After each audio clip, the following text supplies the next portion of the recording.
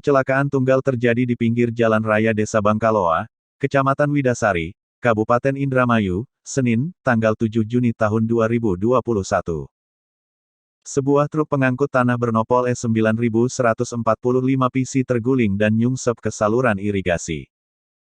Menurut keterangan warga setempat, Novi, kejadian tersebut terjadi sekitar pukul 4 waktu Indonesia Barat dini hari tadi. Kemungkinan, karena sopir mengantuk, ujar dia kepada Tribun Cirebon. Di lokasi kejadian, Novi menceritakan, saat itu ia sedang tertidur dan tiba-tiba mendengar suara keras.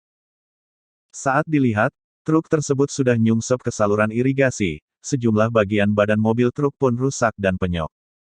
Saya lagi tidur ada suara keras, ujar dia. Novi menambahkan dalam kejadian tersebut tidak sampai menimbulkan korban jiwa. Ada 2 orang yang mengendarai truk tersebut, keduanya selamat.